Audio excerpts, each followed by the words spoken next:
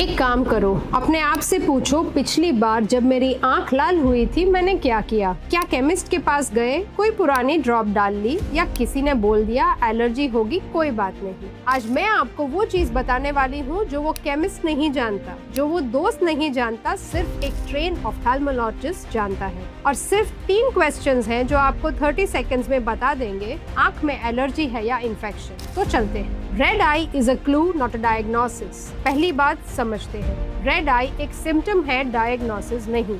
जैसे फीवर किसी भी डिजीज में हो सकता है, लाल आंख भी सिर्फ एक सिग्नल है। अंदर से कुछ और चल रहा है और वो कुछ और बहुत इम्पोर्टेंट है, क्योंकि एलर्जी का ट्रीटमेंट और इन्फेक्शन का ट्रीटमेंट बिल्कुल अलग है। एक का ट्रीटमेंट दूसरे पे लगाओ, कंडीशन और खराब हो जाती है। यही प्रॉब्लम है जो मैं रोजाना अपने क्लिनिक में देखती हूँ। लोग रेडनेस देखते हैं, केमिस्ट के पास जाते हैं, एक एलर्जी का ड्रॉप लेते हैं और 4-5 दिन के बाद आंख पहले से ज्यादा रेड हो जाती है, क्योंकि एक्चुअल प्रॉब्लम कुछ और थी। तो पहचानते कैसे हैं? वही 3 क्वेश्चंस।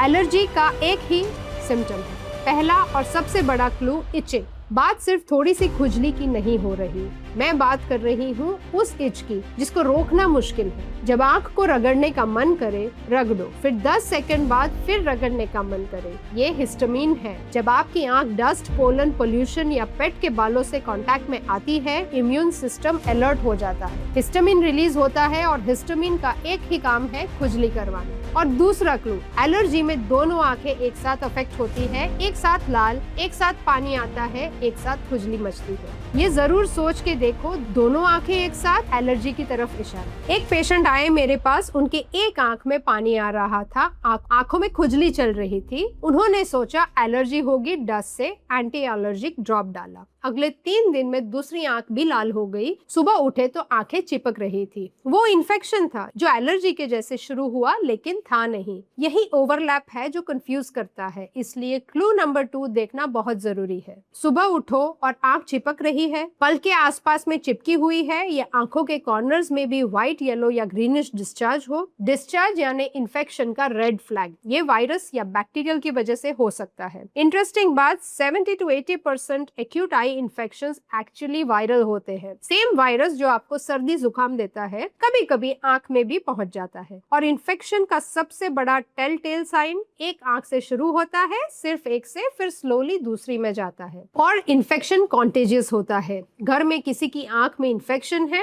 टॉवल शेयर मत करिए, हाथ बराबर धोना है, आंख रगड़ के किसी चीज को टच नहीं करना है। एलर्जी स्प्रेड नहीं होती लेकिन इन्फेक्शन होता है, ये फर्क समझना जरूरी है। अब मैं आपको एक चीज बताती हूँ जो बहुत लोग नहीं जानते। मार्केट में कुछ रेड आई ड्रॉप्स मिलते हैं जिसमें स्टेरॉइड्स होती है, बिना प्रिस्क्रिप्शन के केमिस्ट दे देता है और लोग महीनों तक लगाते रहते हैं। अगर वो ड्रॉप्स गलत कंडीशन के लिए यूज किया जाता है बिना ऑफ्थेल्मोलॉजिस्ट की गाइडेंस के, तो आंख का प्रेशर बढ़ सकता है, ग्लोकोमा हो सकता है, कैटरैक्ट हो सकता है और परमानेंट डैमेज भी हो सकता है। एक लाल आंख तो ठीक करने के चक्कर में हम आंखों की पूरी जिंदगी बर्बाद कर सकते हैं। प्लीज, कोई भी ड्रॉप किसी ने सजेस्ट की बिना डॉक्टर से पूछे, पहले एक बार अपने डॉक्टर को जरूर पूछ ले, इग्नोर नहीं करना। और एक आखिरी बात बहुत इंपॉर्टेंट, अगर आंख लाल होने के साथ दर्द हो रहा है, थोड़ा भी रोशनी दर्द दे रही है यानी कि फोटोफोबिया, विजन ब्लर हो रहा हो, तो ये एलर्जी या इन्फेक्शन नहीं है,